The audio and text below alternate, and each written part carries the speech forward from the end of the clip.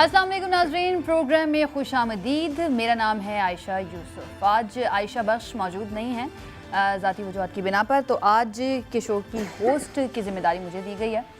तो आगाज़ करते हैं जी। कौमी असम्बली का इजलास बिल आखिर तलब कर लिया गया है। इंतहाई अहम इजलास इसको करार दिया जा रहा है। 25 मार्च की डेट दी गई है। अब देखना ये है कि उस दिन क्या होता है। क्या फातह ख़्वानी के बाद इजलास मुलतवी कर दिया जाएगा या फिर अदम एतमाद की तहरीक पेश होगी, ये अहम सवाल है। अपोजिशन ने पहले ही 14 दिन की डेडलाइन के बाद इजलास बुलाने के जो स्पीकर का इकदाम था, इसको आइन शिकनी करार दे दिया और कहा है कि ये गैर आइनी इकदाम किया गया है। और अपोजिशन इससे पहले 21 मार्च को इजलास न बुलाने और तहरीक पेश ना करने की सूरत में असम्बली में धरने और OIC कॉन्फ्रेंस के इनेकाद को नामुमकिन बनाने की धमकी भी दे चुकी है, जिसे बाद में उन्होंने वापस ले लिया था।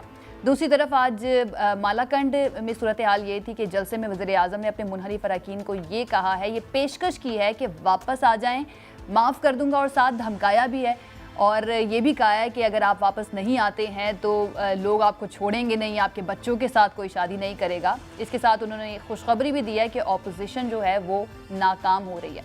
अहम बात यह है कि वज़ीर आज़म ने आज फिर मुखालिफिन के नाम जो वो मुख्तलिफ अपनी स्पीचेस में हमने देखा कि बिगाड़ते हुए नज़र आते थे। पिछली कुछ तकारीर में उन्होंने गुरेज़ किया था, लेकिन आज एक मरतबा फिर उन्होंने अपने मुखालिफिन के नामों को बिगाड़ा है। और कल हुकूमत मुनहरिफ अरकान के ख़िलाफ़ आइनी तशरीह के लिए सुप्रीम कोर्ट में रेफरेंस भी दायर कर रही है। और ये सवाल पूछा जाएगा या तशरीह की जाएगी सुप्रीम कोर्ट से कि मुनहरिफ अरकान जो है उनके ख़िलाफ़ आर्टिकल 62-63 के तहत कार्रवाई हो सकती है या नहीं हो सकती है। हमारे मेहमान, उनका मैं तारुफ़ करवा देती हूँ। सलमान आबिद साहब सीनियर तज्ज़ियाकार हमारे साथ मौजूद हैं। ब्रिगेडियर रिटायर्ड हारिस नवाज़ साहब सीनियर तज्ज़ियाकार हमारे साथ मौजूद हैं। राजा आमिर अब्बास साहब तज्ज़ियाकार माहिर कानून हमारे साथ मौजूद है। बहुत शुक्रिया हमारे मेहमानों का हमें ज्वाइन करने के लिए। सलमान आबिद साहब, आगाज़ आप ही से कर लेते हैं, आप स्टूडियो में मौजूद हैं। वज़ीर आज़म के जलसे की आज की टोन आपने देखी, बड़ी पिछली स्पीचेस में हमें डिफरेंट नज़र आई थी। उन्होंने कहा कि मुझे रोका भी है कि इनके नाम ना बिगाड़े जाएं, लेकिन आज एक मरतबा फिर से वो अग्रेसिव नज़र आए हैं। कुछ तब्दीली आप देख रहे हैं पिछले 3-4 दिनों में कि कुछ शायद उनके फेवर में हालात हो गए हैं? देखिए आयशा, बुनियादी बात तो ये है कि हमारी जो पॉलिटिक्स है ना इस वक्त, वो बहुत ज़्यादा चार्ज हो चुकी है और बहुत ज़्यादा पोलराइज्ड है। और हुकूमत हो या अपोजिशन हो, एक दूसरे को वो सियासी मुखालिफिन से ज़्यादा उसमें सियासी दुश्मनी का जो रंग है ना वो गालिब नजर आता है। यही वजह यही वजह है कि जो सियासत इश्यूज के ऊपर होनी चाहिए थी वो ज़ातियात के ऊपर नजर आ रही है। वो आप अपोजिशन के जलसे देख लें, वो आप हुकूमत के जलसे देख ले, आपको ये नजर आएगा। इमरान खान साहब की जो लैंग्वेज इस्तेमाल कर रहे हैं, ये कोई पहली दफा तो इस्तेमाल नहीं कर रहे। ये तो जब वो अपोजिशन में थे तब भी, फिर जब वो हुकूमत में आए तब भी वो कौमी अपने जो सियासी मुखालिफिन है उनके बारे में इसी तरह की गुफ्तगू करते थे। लेकिन हाफिजाबाद के जलसे में जरा टोन जो है वो बड़ी मुख्तलिफ थी, तो हमने अंदाजा लगाया शायद कुछ मामलात जो हैं वो सेटलमेंट की तरफ चले गए हैं और वो जो गुस्सा है वो कुछ कम हुआ है। लेकिन उसके बाद फिर हम देख रहे हैं कि जिस तरह से सियासी टेम्परेचर बढ़ रहा है और जैसे जैसे तरीके अदम एतमाद का मामला करीब आ रहा है, तो आपको हुकूमत और अपोजिशन के दरमियान जो है वो तनाव नजर आ रहा है। और उसकी एक बड़ी वजह तो ये है कि अब इत्तेहादी जमातों से ज्यादा बड़ा इशू जो है वो PTI के अपने अंदर जो बागी अरकान है उनके बारे में बनता जा रहा है। लेकिन इस शिद्दत का एक फायदा इमरान खान साहब को ये हो गया कि खबरें ये हैं कि 5-6 लोग जो हैं वो वापसी का रास्ता इख्तियार करना चाहते हैं। कल परसों वो इमरान खान साहब से मुलाकात भी करेंगे और कहेंगे कि हमसे गलती हुई है, जो आज उन्होंने कहा भी है। तो कुछ इस तरह की कैफियत भी बन रही है।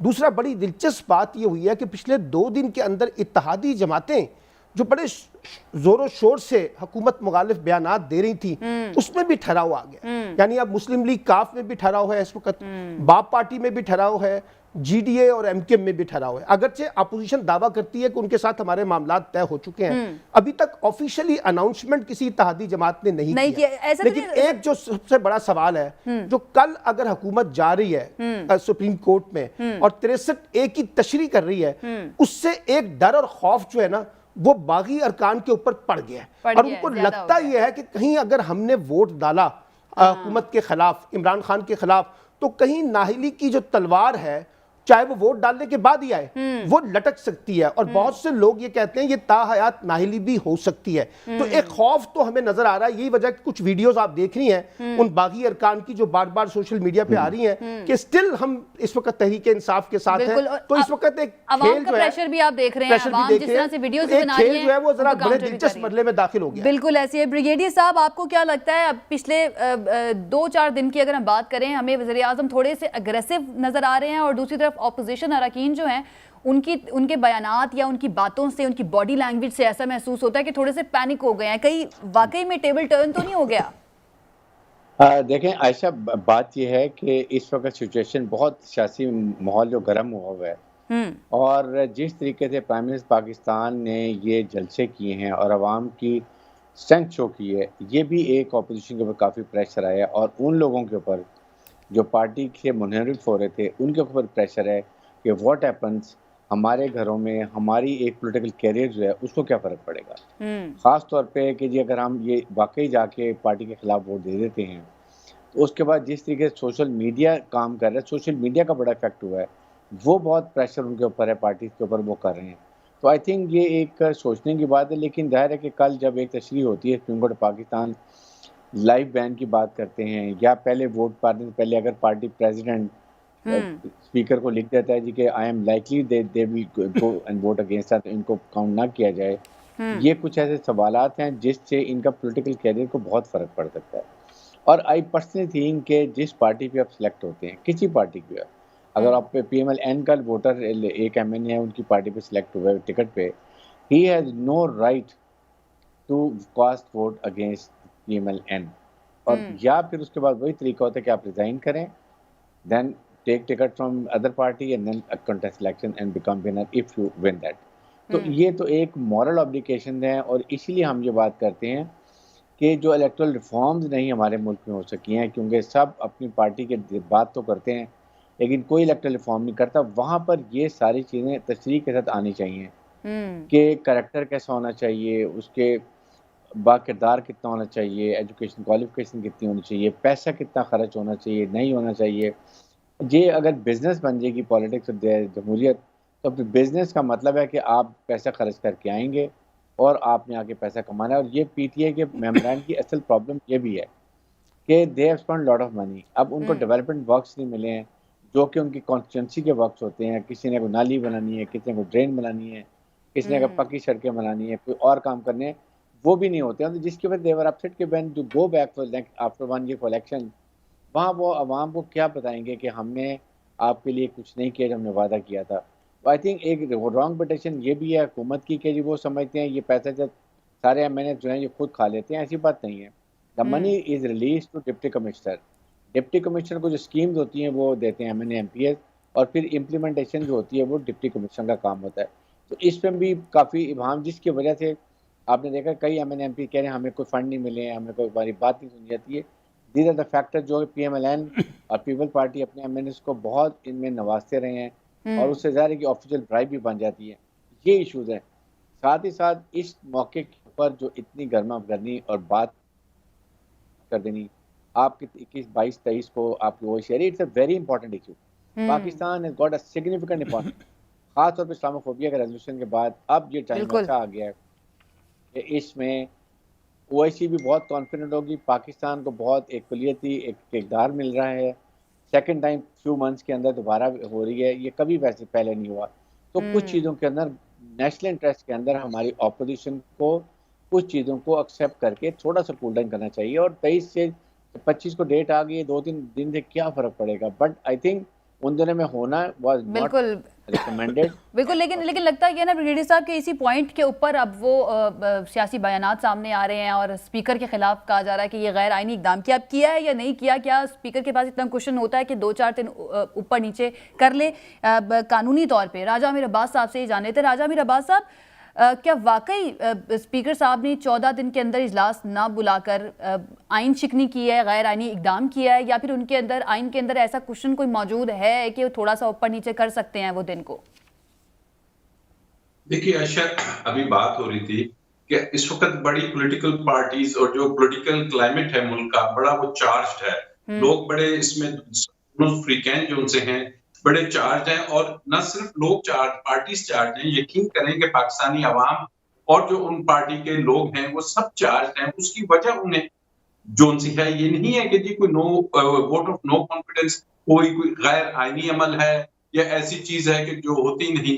लेकिन जब उन्हें ये नजर आता है कि आज से तकरीबन 8-9-10 माह पहले कि जब यूसुफ रजा गिलानी का इलेक्शन होता है, उसके बाद वजीर आजम सेनेट का वजीर आजम साहब वोट ऑफ कॉन्फिडेंस के लिए चले जाते हैं कि बताइए, और तमाम अरकान जो कि अब चंद माह में कहते हैं कि जी हम बिल्कुल इस पार्टी से खुश नहीं है, ये जाके वोट दे देते हैं। उसके बाद क्या होता है, वजीर आजम पूरा इत्मीनान करते हैं। उसके बाद पाकिस्तान को आपने पिछले 6 माह 8 माह में देखा कि पाकिस्तान की जो फॉरेन पॉलिसी है और पाकिस्तान की जो खिते में अहमियत है और पाकिस्तान की जो इकोनॉमिक पॉलिसी है, उसकी वजह से बहुत सी अचीवमेंट्स हमें नजर आई। और हमें ये नजर आया कि चाहे वो रशिया हो, चाइना हो, दीगर ममालिक हो, सऊदी अरब हो, तो हम बड़े एक बैलेंस तरीके से अवाम में एक ये आया था कि पाकिस्तान अब एक ऐसी टेक ऑफ पोजीशन में आ रहा है कि हम आगे तरक्की करेंगे। उसके बाद आप देखते हैं कि यही ऑपोजिशन की पीडीएम 3.5 साल से कोई वोट ऑफ नो कॉन्फिडेंस नहीं ला रही थी। All of a sudden Pakistan को नजर आता है कि जनाब ये क्या हुआ, कि कौन से महर्रिकात हैं, कौन से वो इश्यूज हैं कि अचानक से इस मुल्क में वोट ऑफ नो कॉन्फिडेंस लाना पड़ गया। और किसी भी हाल में ये तमाम वो पॉलिटिकल पार्टीज जो 180 डिग्रीज हैं एक दूसरे के खिलाफ, ये इकट्ठी होती हैं। अब ये चीजें सामने आई और उसके बाद लोगों ने देखा कि तो नंबर्स पूरे नहीं हो रहे। उन्हें जब ये इल्म हुआ कि जनाब वो हमने में वो ब्रीफ केसेस नजर आए थे आपको, जिसमें 20 पार्लियामेंटेरियंस को फारिग किया गया। फिर यूसुफ रजा गिलानी साहब के इलेक्शन में उनके बेटे की वो वीडियोस तमाम मीडिया पे, बल्कि इलेक्ट्रॉनिक मीडिया पे भी आ गई। फिर ये चीज आई कि जनाब हाउस में ये एक्टिविटी हो रही है और इस किस्म से लोगों को तोड़ा जा रहा है और वोट्स की तरफ ले जा रहा है। और नंबर 3 फिर कुछ ऐसी बातें सर्विस करके आई कि कहीं से ये लोगों के इल्म में आ रहा है। और अब चूंकि अवाम सोशल मीडिया की वजह से बड़ी इंटेलिजेंट हो गई है कि जनाब कहीं इसके पीछे कोई फॉरेन हैंड या कोई फॉरेन एस्टेब्लिशमेंट या हमारे दुश्मन तो नहीं है कि जनाब हमारे मुल्क में की तरफ हमें ले जाया जा रहा है। तो ये वो फैक्टर्स हैं कि जिसकी वजह से अवाम वाकई ही चार्ज हो गई और उनमें गम गुस्सा भी आया।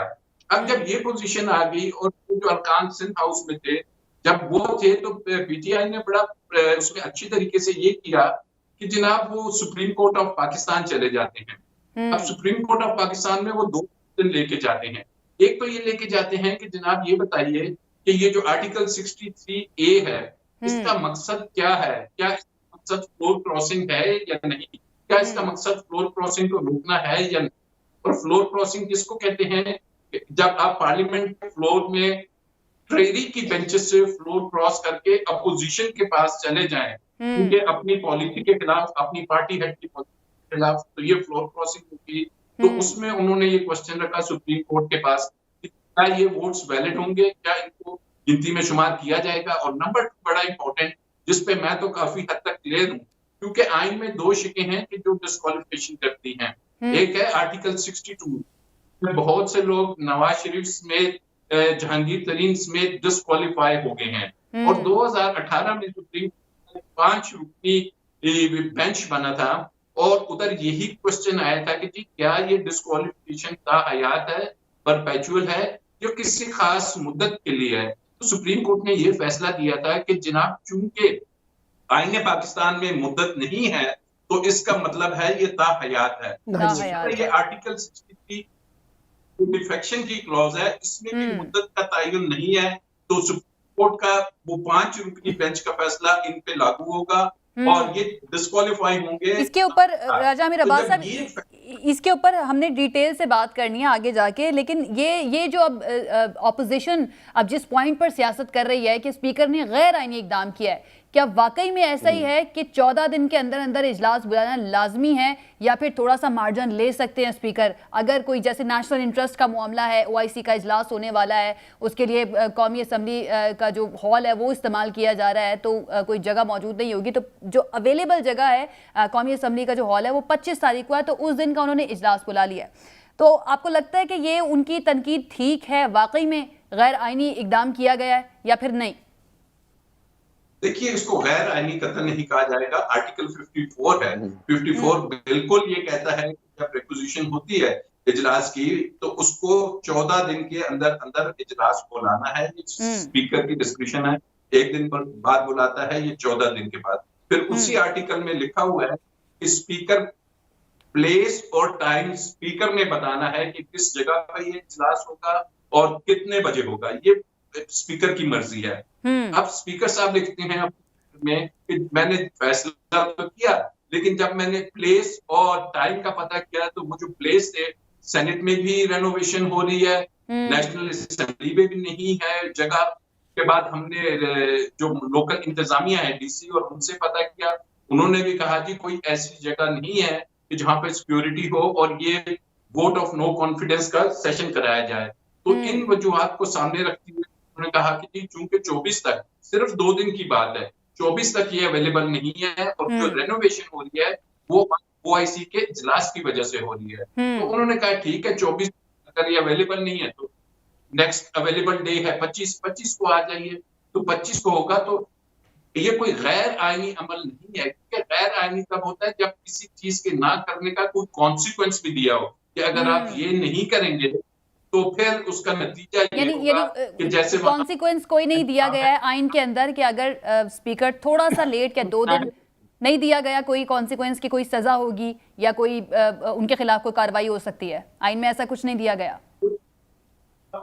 कुछ भी नहीं हो सकता। और ये ज़हन में रखिए कि सही कार्रवाई होती है नेशनल असेंबली की, वो को किसी अदालत में भी चैलेंज नहीं किया जा सकता। ठीक है, एक ब्रेक लेते हैं। और में ये सवाल आम है कि आखिर 2 दिन का क्यों इंतजार नहीं कर लेती है ऑपोजिशन? इन 2 दिनों की वजह से क्यों इतनी ज्यादा तनकीद की जा रही है?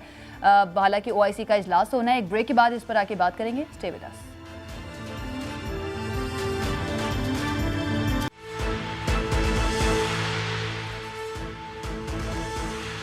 जी नाजरीन, ब्रेक के बाद खुशामदीद। ब्रेक पर जाने से पहले हम डिस्कस कर रहे थे कि आखिर क्यों 2 दिन के डिले को, अगर 2 दिन के बाद इजलास बुलाया जा रहा है तो अपोजिशन इसके ऊपर इतनी ज़्यादा तनकीद क्यों कर रही है? हालांकि राजा मीर अब्बास साहब कह रहे हैं कि स्पीकर के खिलाफ फिर कोई कार्रवाई नहीं हो सकती और कोई कॉन्सिक्वेंस भी नहीं है अगर वो थोड़ा सा डिले कर भी लेते हैं इस इजलास को। सलमान आबिद साहब, आपकी इत्तलात क्या है? क्यों आखिर अपोजिशन को इंतज़ार नहीं हो रहा? सिर्फ 2 दिन की तो बात है। देखिए ना, बात यह है, एक इंतज़ामी मसला है। इसको 1 या 2 दिन तक आगे लेके जाना, अगर इमरान खान की हुकूमत ने जाना है 2 दिन पहले या 2 दिन बाद तो उसने जाना है। लेकिन सवाल ये है कि यहाँ जो एक पॉलिटिकल एडवेंचर की गेम हो रही है और इस वक्त अपोजिशन जिस किस्म के पॉलिटिकल एडवेंचर को क्रिएट करने की कोशिश कर रही है, कभी वो इस तरह से तासुर देते हैं कि इस्टेब्लिशमेंट जो है वो हमारे साथ खड़ी है, कभी वो ये तासुर देते हैं कि इत्तेहादी जमातें हमारे साथ खड़ी हैं, कभी वो ये कहते हैं कि जी हुकूमत जो है वो खुद सियासी ब्लैकमेलिंग का शिकार हो रही है, कभी ये कहते हैं कि ताखीरी हरबे इख्तियार किए जा रहे हैं। देखिए ना, अब कौमी असम्बली का इजलास तो बुला लिया गया है। अब वो जब 25 को इजलास होगा तो अगले 5-7 दिनों के अंदर अंदर ये फैसला हो जाएगा ना कि किसने रहना और किसने जाना है। तो इसलिए मैं ये समझता हूँ कि अब इन इशूज़ पे उठाना, गुफ्तगू उठाना, इसका कोई फायदा नहीं है। मसलन कल बिलावल साहब ने जज्बातियत में आके ओआईसी के बारे में बयान जारी कर दिया जिसकी कोई मंतक नहीं थी, फिर आधे घंटे के बाद उनको वापस अपना यू टर्न लेना पड़ा और फिर आके मुत्तहिदा अपोजिशन ने एक और बयानिया जारी कर दिया। तो सवाल ये है कि, और मैं तो बड़ा हैरान हूं इस पूरे खेल में किस तरीके से माशाल्लाह नई कैबिनेट का अनाउंस भी कर दिया गया है, नए गवर्नर के ऐलानात भी हो चुके हैं, सदर पाकिस्तान के ऐलानात भी हो रहे हैं, वजीर आजम के, और शहबाज शरीफ साहब ने तो माशाल्लाह ऐसे इंटरव्यू दिया है कि जैसे उनकी कुर्रा फाल उनका निकल आया है और वो वाकई वजीर आजम बन गए हैं और वो बता रहे हैं कि जनाब मैं ये करूंगा और ये नहीं करूंगा। तो मैं ये समझता हूं कि ये जो इस किस्म की एम्बिग्युइटी क्रिएट कर रहे हैं, इसका फायदा किसको होगा? देखिए ना, पाकिस्तान, मैं बार बार एक बात कह रहा हूं, इस वक्त पाकिस्तान जिन हालात से गुजर रहा है, चाहे वो पाकिस्तान के दाखिली सियासी मसाइल हैं या माशी मसले हैं या इलाकाई सियासत है, अफगानिस्तान का बुरहान है, बाकी मामलात हैं, वहाँ किसी किस्म का कोई पॉलिटिकल एडवेंचर हम अफोर्ड करने की पोजीशन में नहीं है। हमें तो इस वक्त एक पॉलिटिकल स्टेबिलिटी चाहिए, एक रीजनल स्टेबिलिटी चाहिए। उसमें जब हम जाकर ये खेल खेलने की कोशिश कर रहे हैं, और जैसे राजा आमिर अब्बास साहब ने एक तरफ निशानदेही की है कि बाज़ औक़ात ये तासुर मिलता है कि कोई बाहर के लोग हैं जो कुछ इश्यूज के ऊपर पंपिंग कर रहे हैं यहाँ पर और कुछ लोगों को खड़ा करने की कोशिश कर रहे हैं। अब आप देखिए ना, शहबाज शरीफ साहब को इस बात पे उनके पेट में मरोड़ उठ रहा है कि आपने एब्सोल्युटली नॉट क्यों कहा है। हमजा शहबाज ये कहते हैं कि आपने जलसे में यूरोपियन यूनियन के बारे में क्यों बात की है, और वो कह रहे हैं कि जी अमेरिका को नाराज करने की जरूरत क्या है, शहबाज शरीफ साहब ये कहते हैं। सो मैं ये समझता हूं कि जब हम इस तरह के एक खेल बनाने की कोशिश कर रहे हैं तो इस खेल का नतीजा तो समझ आ रहा है ना कि कुछ लोगों को और लग रहा है कि जनाब ये जो मौजूदा निजाम चल रहा है बिल्कुल। इसको हर सूरत, देखिए ना मैं आपको बताऊं, मौलाना फजलुर रहमान कहते हैं बाहर आए ना आए मैंने खजा पैदा करनी है, यानी हर सूरत में मैंने इमरान खान को निकालना है। भाई अब मसला इमरान खान को निकाल दें, आप निकल जाएंगे इमरान खान, चले मान लेते हैं, उसके बाद क्या करेंगे आप लोग? ये जो भानुमति का कुंभा सारा का सारा जोड़ा हुआ है आपने अपोजिशन के ऊपर, जो एक दूसरे के कपड़े तक उतारने के लिए तैयार हो जाते हैं, ये सारे कैसे चलेंगे आगे मुझे बताइए तो सही। कोई रोड मैप है इनके पास? जो आपने बात की है इसके ऊपर, इसका तासुर सही तौर पर इसलिए भी मालूम होता है कि हमारे पास मिसालें भी तो मौजूद है दुनिया में कि किस तरह से जो सुपर पावर्स हैं वो जो मुल्क होते हैं, छोटे ममालिक, उनके अंदर वो इंटरफेयर करते हैं। जैसे कि आपको याद होगा यूक्रेन के अंदर रूसी नवाज हुकूमत जो थी उसको गिराने के लिए ऑपोजिशन को किस तरह से पैसे दिए गए थे अमेरिका की जानिब से। ब्रिगेडियर साहब, ये जिस तरह से बिलावल साहब ने बात की कि हम भी देखेंगे कि ओआईसी का इजलास जो है वो किस तरह से होता है, धरना दे देंगे, नहीं होने देंगे, उसके बाद खैर थोड़ी देर बाद उन्होंने इस बयान को वापस भी ले लिया। क्या समझते हैं कि वाकई में कोई कॉल गई उनको कि इस तरह का बयान जो है ये ठीक नहीं था, इसको वापस लें फौरी तौर पर, और फिर उन्होंने ये काम किया कि वापस लिया बयान? I think he is a young politician है, अभी नए मर्ज कर रहे हैं, because out of share emotion में उन्होंने ऐसे बात कर दी होगी, अदरवाइज उनको डेफिनेटली ये स्टेटमेंट ऐसी नहीं देनी चाहिए। ये एक बहुत अहम इजलास होने जा रहा है, जैसे हमने पहले डिस्कस किया था, और इसको पूरे मुल्क को सपोर्ट करना चाहिए। It is not a question of opposition और गवर्नमेंट और any every citizen Pakistan should ensure कि it become a success. Second, दो तीन बातें जो बहुत सलमान से मैं बिल्कुल मुत्तफिक हूँ कुछ बातों के ऊपर। क्या इस वक्त हमें मुल्क में स्टेबिलिटी चाहिए या हमें इंस्टेबिलिटी चाहिए? नंबर टू, ऑपोजिशन जो ये क्या आना चेंज करना चाह रही है, उनके पास do they have any solution? क्या उन्होंने पाकिस्तान के अवाम को, इंक्लूडिंग मुझे, सलमान साहब को और राजा आमिर अब्बास को, कोई ऐसा सोल्यूशन दिया है कि जी हम आके ये कुछ करेंगे और पाकिस्तान के लिए क्या कुछ कर देंगे, हालात बदल देंगे, इकोनॉमिक रिवाइवल कर देंगे, दूध की नहरें चला देंगे, आसमान से तारे तोड़ के ले आएंगे, पाकिस्तान को बड़ी स्ट्रॉन्ग इकोनॉमिक वाइबल स्टेट बना देंगे और हम ये कर देंगे, then we all agree, okay, no issue. Otherwise democratic process में अगर एक साल और रह गया इलेक्शन, ये इस साल के एंड में अगर इलेक्शन होते हैं तो व्हाट इज द पर्पस? और फिर सेकंड, क्या ये गवर्नमेंट जब दूसरी आती है जिसमें पीपल्स पार्टी और पीएमएलएन दोनों राइवल पार्टीज हैं, they have to go against in general elections, फिर उसके बाद मौलाना फजलुर रहमान, तो देखें उनको तो मैं I don't respect him at all, इसलिए कि he is a power hungry man. उनको पाकिस्तान से कोई मोहब्बत नहीं है। ही वांट्स कि he should be in the parliament, he should be in the ministry and he should be on the driving seat, जो कि इस वक्त वो नहीं है और उनको मौका मिला है। और बड़ी सख्त ऑपोजिशन ने उनको मेरे ख्याल में एक बहुत बड़ी एक इम्पॉर्टेंट पोस्ट भी ऑफर की हुई है, जिसकी वजह से ही डूइंग एवरीथिंग। बात यह कि इस मौके पे इन हालात में जब ये सारी ऑपोजिशन मिलेगी तो क्या खिचड़ी पकेगी, कितनी टांगे एक दूसरे खींचेंगे, कितनी पावर स्ट्रगल होगी। पीपल्स पार्टी वांट के इलेक्शन टाइम पर हो, अभी जनरल इलेक्शन नहीं होने चाहिए। पीएमएलएन वांट इमीडिएटली हो जाए। ये जब लड़ाई झगड़े होंगे तो पाकिस्तान का क्या बनेगा? एग्जैक्टली इस वक्त क्या political prevailing overall environment, Russia, Ukraine, Pakistan, America के ताल्लुकात, अमेरिका पाकिस्तान नाराज, 55 हमें $million का नेशनल बैंक को उन्होंने पेनल्टी डाली है उनके सेंट्रल बैंक ने, जस्ट टू शो अनोइंस कि पाकिस्तान रशिया क्यों गया। उसके बाद इंडिया के हालात, अफगानिस्तान के हालात। When we think everything, do we want a stable government or we want a very very unstable and weak government? जिससे पाकिस्तान नुकसान हो जाए। These are the thing, मैं एज ए पाकिस्तानी बात करता हूँ। I am not in politics. ना मेरे ख्याल में सलमान साहब है, ना राजा आमिर अब्बास साहब है, ना आप हैं। Just dispassionately as a Pakistani we feel कि इस वक्त जब वो इस जगह इन्फॉर्स हो रहा है और ये 2 दिन से क्या फर्क पड़ जाएगा? No sky is going to fall. मुल्क के लिए देखें कि क्या मुल्क के लिए बेहतर है 25 को कोई मार्च कर रहा है, उसके बाद ये कर रहे हैं। आप 25 को इजलास हो रहा है, 1-2 दिन की स्पेस दें। 22-23 को आपको पूरी दुनिया आ रही है यहाँ पर, उसके बाद पाकिस्तान डे परेड है, फिर उसके बाद 1 दिन के बाद आप 25 को रख दिए। तो आई थिंक ये चीज़ें हमें ज़रूर सोचनी चाहिए कि पाकिस्तान के लिए क्या इम्पोर्टेंट है। पाकिस्तान है तो हम है, पाकिस्तान है तो पाकिस्तान का आइन भी उसी सूरत में महफूज है कि पाकिस्तान है।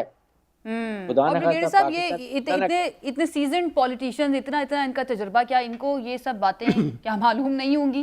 क्या इन लोगों ने इन सब चीज़ों का तज्जिया नहीं किया होगा? डेफिनेटली ये भी सोचने की बात है। राजा अमीर अब्बास साहब, अब हुकूमत जो है वो ये डरा रही है कि ताहयात नाअहली भी हो सकती है और डेफिनेटली सुप्रीम कोर्ट ने इसकी तशरीह करनी है। आपको मुमकिन नज़र आ रहा है कि वाकई में ऐसा हो सकता है? और उसमें ये भी बात है कि ये वोट डालने से पहले नाअहली हो सकती है या फिर वोट डालने तक इंतज़ार करना होगा और उसके बाद कार्रवाई होगी? देखिए, अभी उससे पहले ब्रिगेडियर साहब ने बड़ी इंपॉर्टेंट चीजें बताई और सलमान साहब ने भी, और आपने भी कहा कि जी इन्होंने तो अपनी कैबिनेट भी अनाउंस कर दी और बड़ी हाई पोजीशंस भी अनाउंस कर दी, और कैबिनेट में गालिबन जो हमें शुनीद आई कि गालिबन बिलावल भुट्टो साहब को फॉरेन मिनिस्टरशिप की ऑफर की गई है, और फॉरेन मिनिस्टर का ये वाला रवैया था जो कल हमने देखा। तो फिर आप देखिए कि आने वाले फॉरेन मिनिस्टर के बारे में क्या ये मुल्क और इस मुल्क के अदारे उस पर एतबार करेंगे। फिर बात हो रही है कि जी इन्होंने पॉलिसी क्या दी है कि जी कैसे ठीक करेंगे। तो जो पाकिस्तानी अवाम चार्ज है उनको पता है कि जनाब ये क्या पॉलिसी देंगे, ये पिछले 30 साल से हुकूमत में है और इन्हीं की वजह से तो आज पाकिस्तान इस जगह पे पहुंच चुका है। तो अब अवाम चार्ज हो जाती है कि जनाब अगर हम कोई एक बेहतरी की तरफ रवां दवा है तो यही 30 साल जो पाकिस्तान का इस तरीके से बिगाड़ करके गए हैं, फिर दोबारा इनके हाथ में हमने ये सब कुछ देना है और फिर हमारे ऊपर वही प्रॉक्सी वॉर्स हमने लड़नी है, फिर वही हमने किराए की गन बन जाना है, फिर वही हमारी एक इंडिपेंडेंट फॉरेन पॉलिसी नहीं होती है होगी। तो वो चीजें हैं कि जिससे पाकिस्तानी अवाम चार्ज है। और जो आपने कहा डिस्क्वालिफिकेशन की बात, देखिए डिस्क्वालिफिकेशन की बात है क्या? अगर एक शख्स एक अपना हलफनामा देता है जब वो इलेक्शन लड़ने आता है और उसमें कोई थोड़ी सी प्रॉपर्टी उससे मिस हो जाती है या वो नहीं दे पाता, तो कहते हैं कि जी उसने फॉल्स एफिडेविट दिया है और उसको ताहयात नाअहल किया जाए। यहाँ तो अपनी हल्के की जो वोटर्स हैं उसके साथ आके धोखाधड़ी कर रहा है, उनके को एक गलत एफिडेविट दे के आ रहा है और वो आके कहता है, क्योंकि ये जो कहा जा रहा है ना कि जमीर की आवाज है, आयशा, ये आईनी तरीके से जो सुप्रीम कोर्ट ने कल कहा कॉन्फिडेंस को लेकर चलिए, तो आइन अंडर आर्टिकल 63A किसी भी शख्स को अपने जमीर की आवाज पे वोट देने का इख्तियार और हक नहीं देता है। वो कहता है ये वोट आपने अगर देना है तो पार्टी हेड के डिसीजन के मुताबिक देंगे। ये उसकी पोजीशन है।